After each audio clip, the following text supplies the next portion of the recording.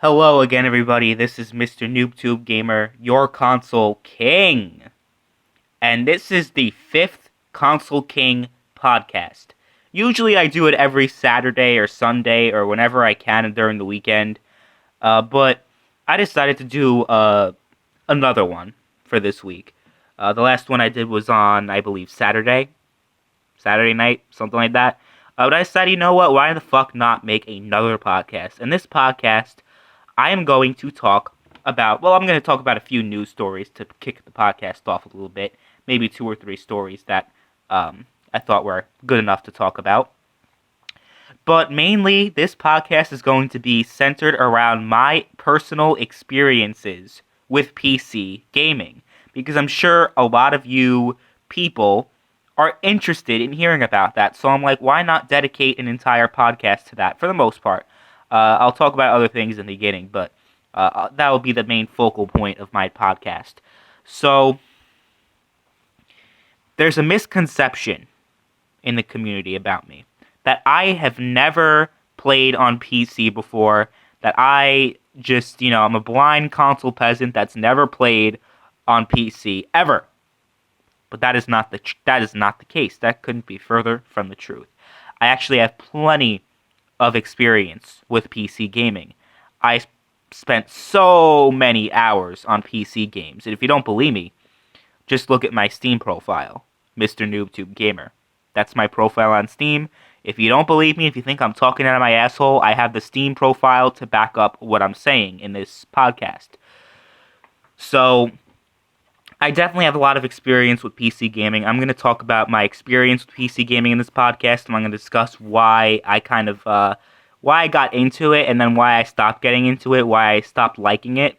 So we'll get into that during the podcast. But first, let me talk about a few stories just to get things going. So the first story I want to talk about, apparently there are a lot of defective Nintendo Switch units. I don't know if you guys have heard about this, but apparently there are issues with the console out of the box. Mainly what I've heard for the most part were screen issues. Like blue screens and just issues regarding the this LED display. For the portable gaming. I heard it's pretty bad, and there are a lot of defective units, and that sucks to anyone who bought a Switch that has this issue. I'm very sorry. That's terrible. Probably not as bad as the, Yellow Light of Death in the PS3 days, or the infamous RROD during 360 days. But, one thing I do notice, though, that there wasn't any big issue, all right, with hardware during this generation until the Switch, I guess. Because there was nothing really going on with the PS4. There was nothing really going on with the Xbox One. I got my PS4 relatively early, because usually when there are hardware issues, it's early in the life cycle of the console. Never had any issues, and I knew people that got the PS4 when it came out too. They never got any issues either. And I never had any problems with my Xbox One. The only problems I guess you could say I have is that sometimes the system can be a little bit loud. But besides that, there's really no problems I have with the console at all. Everything's running smoothly, at least from a hardware perspective. Everything's good. Everything's good. There was no yellow lights or blue lights or green lights or red lights going on. But apparently the Switch got a lot of issues. But I hope Nintendo gets their shit together. I hope they, because I don't know why they do that. It's not like I don't know why this is a problem with these pieces of hardware, because there's no such thing. It's like there's no such thing as quality assurance anymore.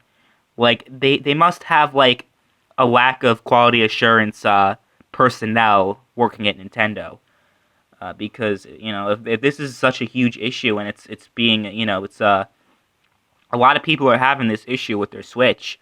That's terrible, but that's Nintendo's fault. I'm sure there's some people that are going to damage control being like, oh, these people obviously don't take care of their system. That's why they're having issues. I'm like, fuck you. Like, just because you personally haven't had any issues with the fucking console doesn't mean that nobody else will, or nobody else has. So stupid. I'm sure there's some people out there that didn't have an RROD during the 360 days. Never met a person that hasn't, but I'm sure there's someone out there that has had no issues with the 360 and never got the red ring, and they're like, oh, obviously all the people that got the red ring is obviously their fault. There are always going to be fanboys like that, okay? It's always going to happen. But what can you do about that? So that's my thoughts on the whole Switch thing. You know, I hope Nintendo gets their shit together. I hope they fix this issue very soon. And it's a terrible thing because if you spend $300 on a system, you expect the thing to fucking work, you know?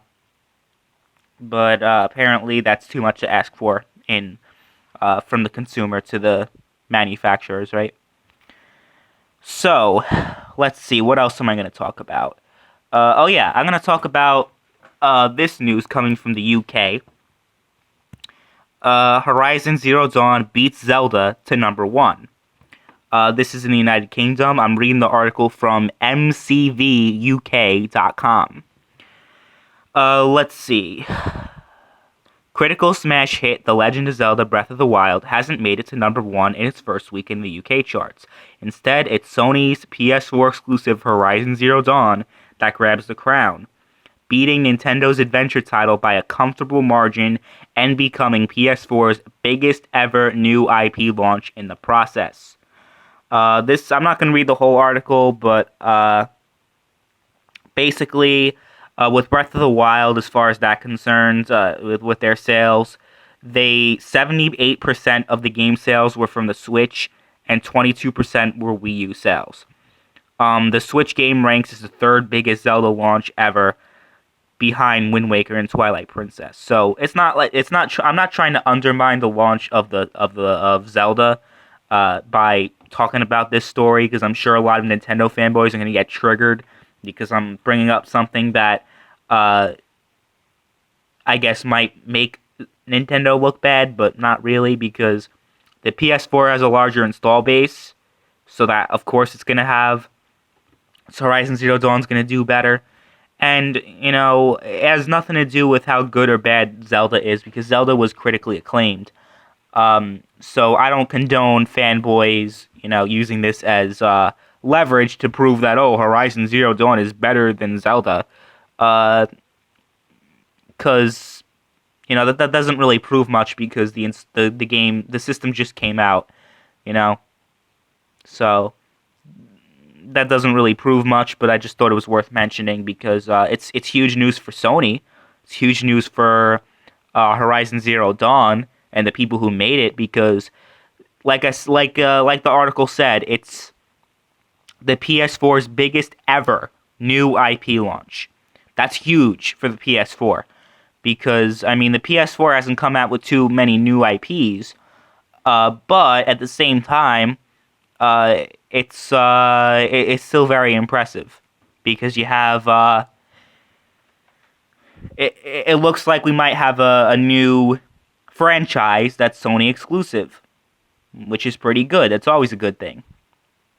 So, congratulations to the developers of Horizon Zero Dawn, and also congratulations to Nintendo for their launch of Zelda. We don't need to go at each other's throats over this. It's not, you know, Horizon Zero Dawn beating Zelda doesn't really mean anything. I feel like whoever made this article probably made it to try to stir up the hornet's nest, at least with the console wars. But it is what it is. Last news story I want to talk about before I get into the meat of the podcast. So, if you guys haven't heard, if you guys don't remember, last podcast I made, it wasn't the last podcast, actually, it was the third Console King podcast. During the third Console King podcast, I was talking about how the analysts are saying that the PS5 is going to come out in 2019 and will be announced at E3 2018. Well, now another analyst says, oh no, it's going to come out in 2018, the second half of 2018. And I'm just like, okay, the reason why I'm bringing this up is not because I think anything of it, like in terms of like their validity. Actually, it's kind of going against their validity, because these analysts are fucking stupid. Like, oh, the PS5 is coming out in 2018, 2019, 2020. Like, shut the fuck up. If you don't know exactly when it's coming out, then why is your opinion relevant of it? Like, why is it making news stories? You're just a bullshit analyst and most of these analysts never even predict anything right. Like Michael Pachter, he's probably the most infamous game analyst in the, gaming community. And how many times is he fucking wrong? He's wrong all the fucking time almost, It's like anyone who knows, who's familiar with professional wrestling. I'm not going to bore you too much about it, but basically there's a journalist called Dave Meltzer of the Wrestling Observer.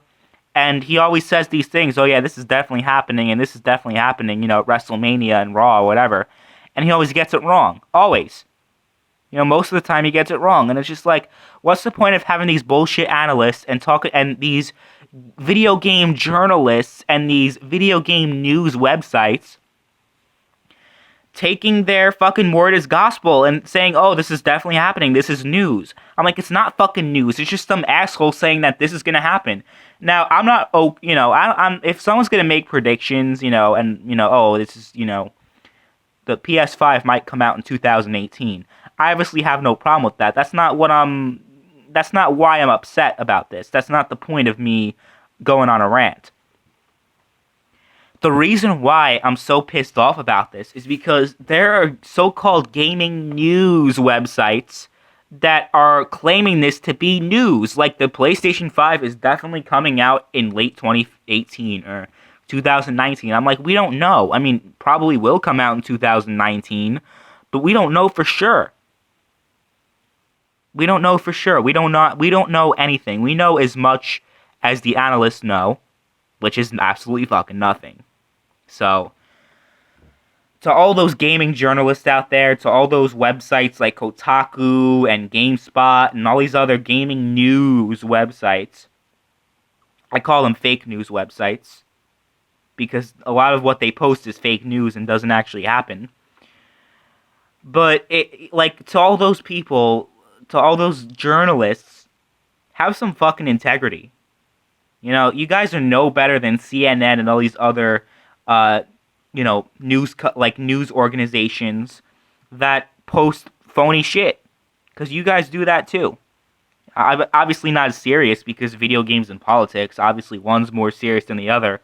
Although, if you ask my subscribers and the people who hate my channel and the people who leave hate comments on my videos all the time and talk about how I should kill myself and how I'm a terrible human being because I prefer consoles over PCs and I have a fucking video game channel, they would say that video games are more serious than anything else, obviously. Most of the people subscribed to my channel would say that video games are more serious than anything, ever. They would say that because they're fucking morons and they don't know how the real world works. That's what they would say. But in reality, video games are not that serious. Didn't mean to go on a huge rant there, but I hope you guys understand the gist of what I was saying and the reason why I'm kind of frustrated with this whole thing.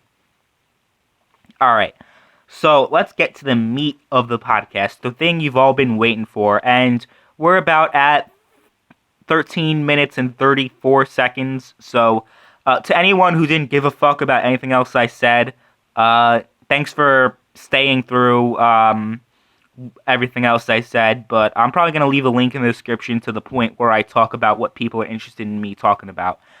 So I'll leave the time frame in the description so people can listen to what they want to hear about. All right, let's talk about this.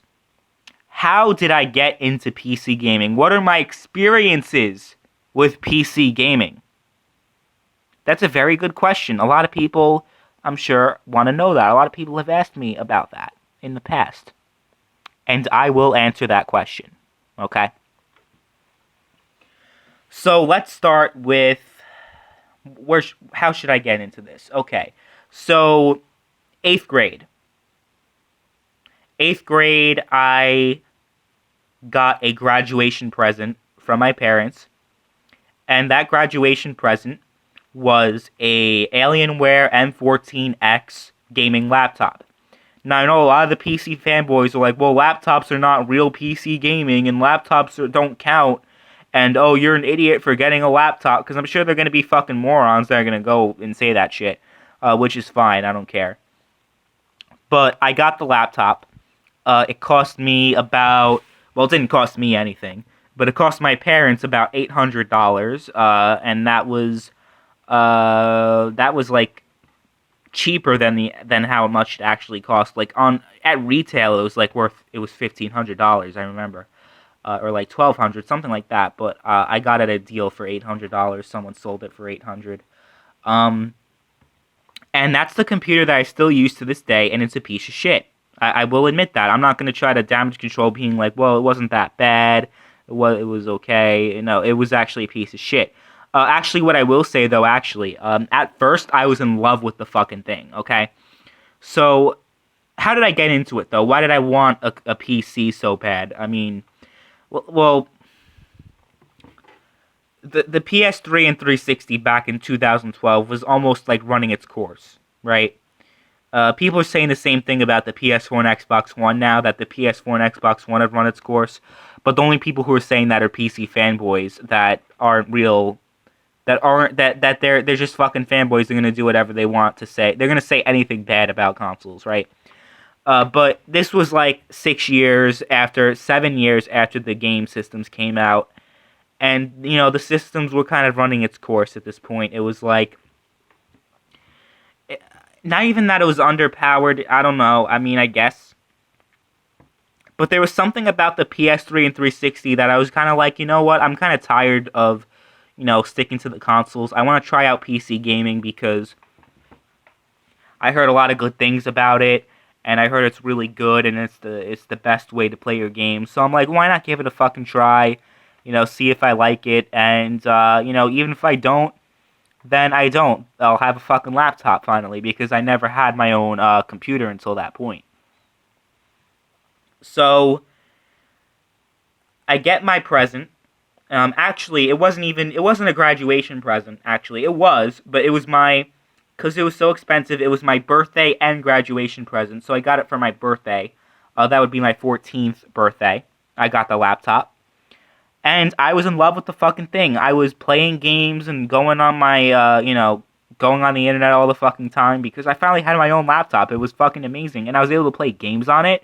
Like, people say that gaming laptops are terrible, but you know what? I had a fucking blast with my gaming laptop. Okay? The only problem I had with the gaming laptop, at least until it turned to shit, was that there was no mouse wheel. Because it was, I had the touchpad, that happens that you get on a laptop. I was rocking that, and that was a pain in the ass for games that required a mouse wheel.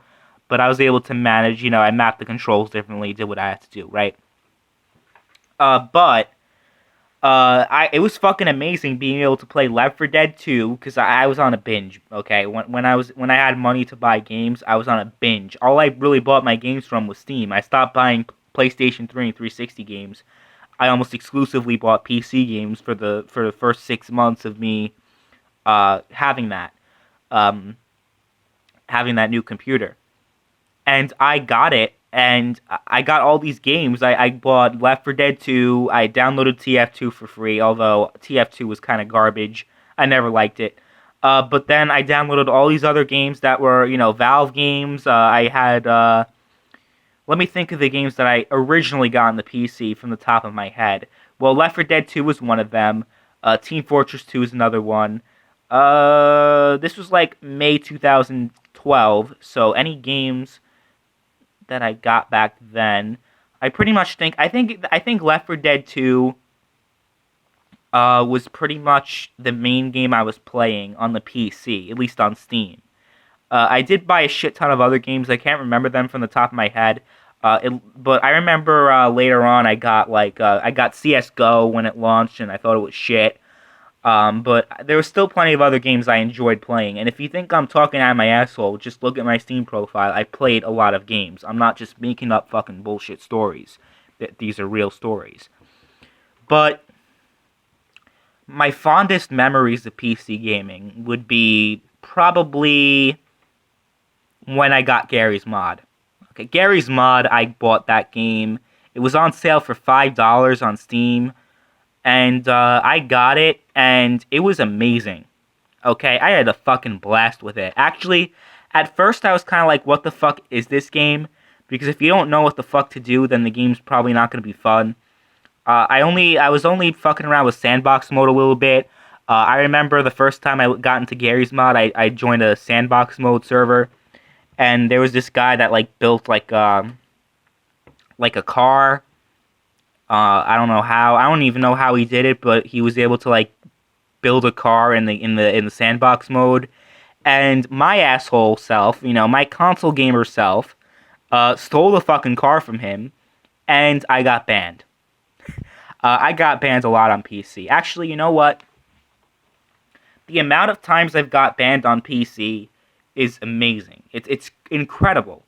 Because PC gamers are such fucking elitist scumbags that they don't let you have fun. For some reason, they don't like when you have fun. They gotta ban you and do all this other shit. That's the drawback about having custom servers. People are like, oh yeah, there's no drawbacks to having custom servers. Custom servers are amazing until you get kicked out for playing the game, for playing a game in a way that they don't like you to play, that the admins do not like you to play. Now, granted, there's some instances where you should get banned, right? But like, like in Gary's mod, when I got into trouble in Terrace Town, I was RDMing all the fucking time, and I deserved to get banned for that. But then again, when I did RDM, I was not stupid enough to get caught. I always, whenever I played Team Fortress, what did I say, Team Fortress 2? Whenever I played Gary's mod, Trouble in Terrace Town, if I was gonna RDM and break the rules, I would do it at like 2 a.m. when no admin's online. That's the best way. Okay, so any advice to anyone who wants to break the fucking rules, on a server and not get in trouble for it, do it in the middle of the night when no admin is online. That's the best thing to do, because I did it all the time and I got away scot-free. Because at first I got banned all the time for doing shit, but then I was able to be smart enough to get around that. But you know what really pissed me off? Okay, I love the shit out of Left 4 Dead 2. When I first got my PC, I played the shit out of that, right? Like I said. But what always pissed me off is that fucking people, the people in Left 4 Dead 2 that were playing it with me, the randoms that I was always playing with, they always moved, like, ahead of me, right? There was always one person that moved ahead and didn't want to work as a team, and if you don't help them, they fucking kick you out of the game. I'm like, well, if you're not playing the game right, then fuck you.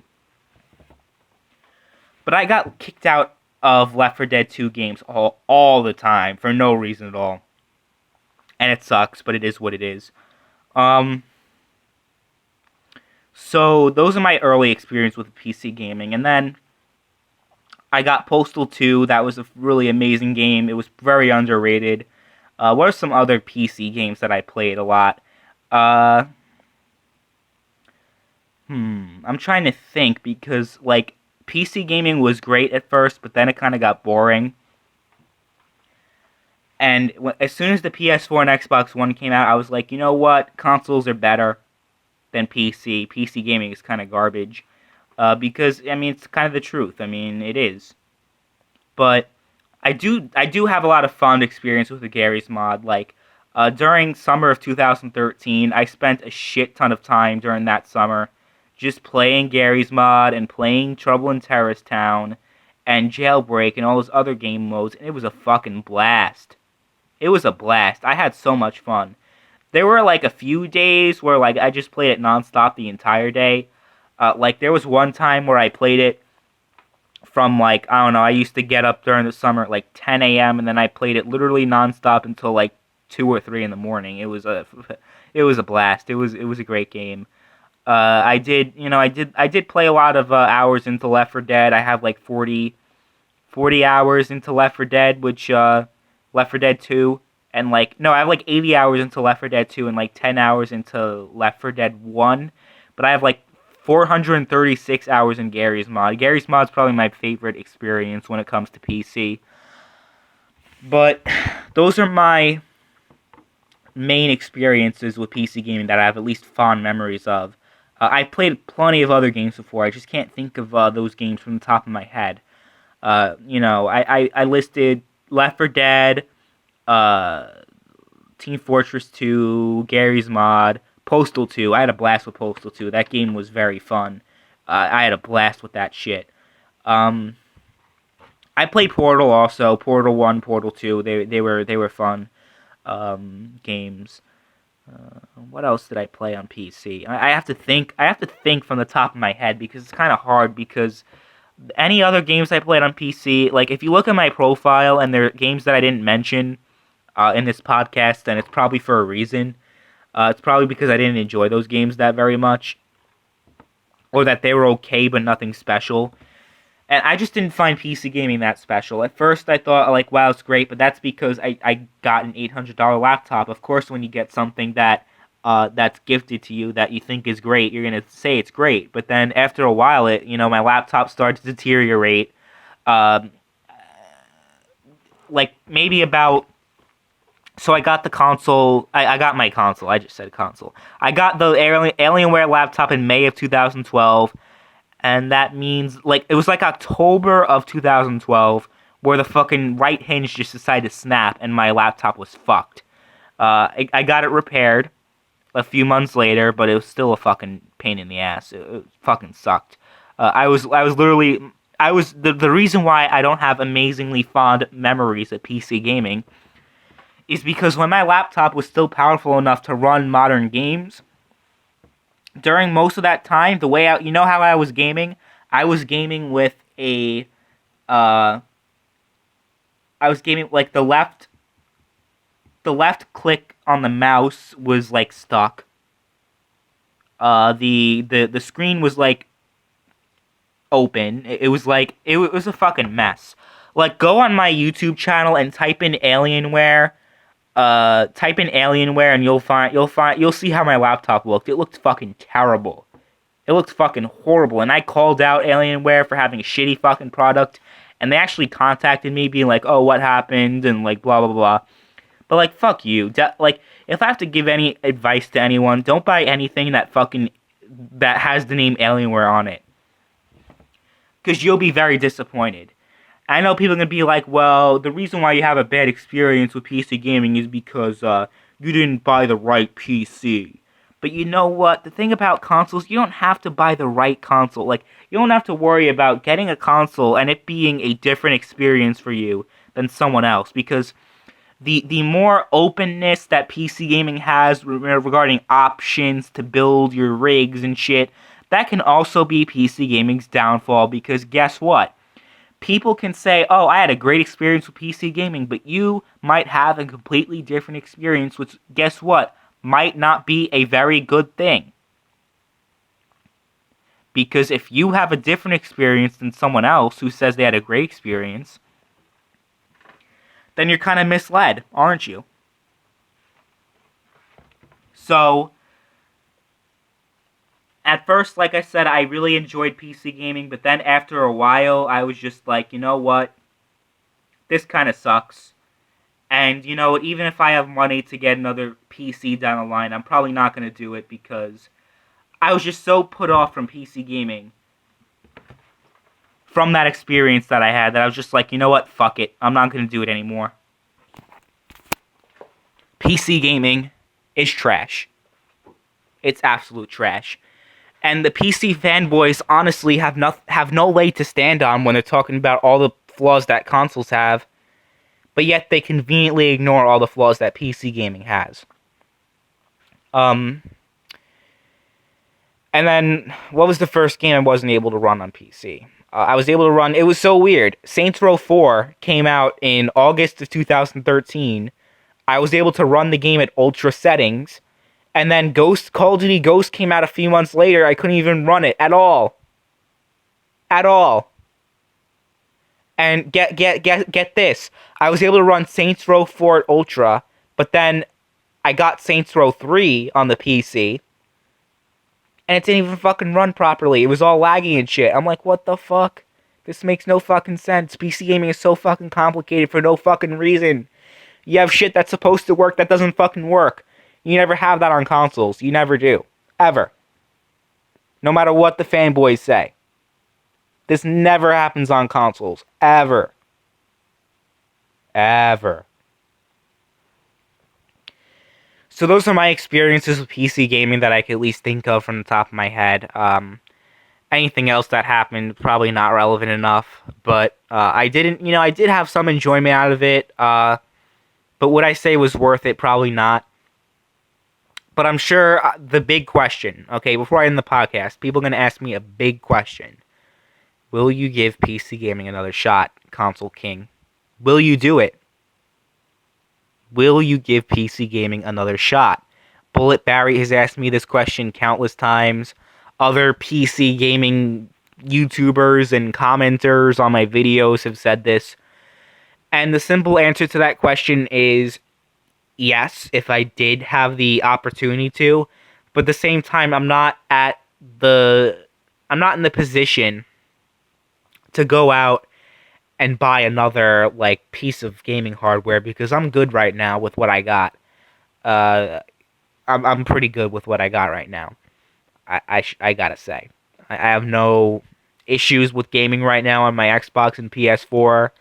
I was enjoying the shit out of Fallout 4 and Skyrim a few months ago. Right now, I don't play that much, but that has nothing to do with the games that are out on consoles or console gaming. It's just me in general not I guess not interested enough or just has more shit to do because I'm a student in college and I got all this other bullshit to deal with in life. But you know what? If someone gave me a gaming PC, I wouldn't say no. But at the same time, I'm not at the liberty to go out and spend $600 on a new system. It's just not gonna happen. It's not gonna happen. So that was the 5th Console King podcast. Let me know what you guys think about what I had said throughout the podcast, especially with the PC gaming experiences that I talked about. I'm trying to think if I left anything out before I end it, because if there's something I left out, I'm going to be like, shit, I should have talked about this. But for now, there's not much I can think of at this point.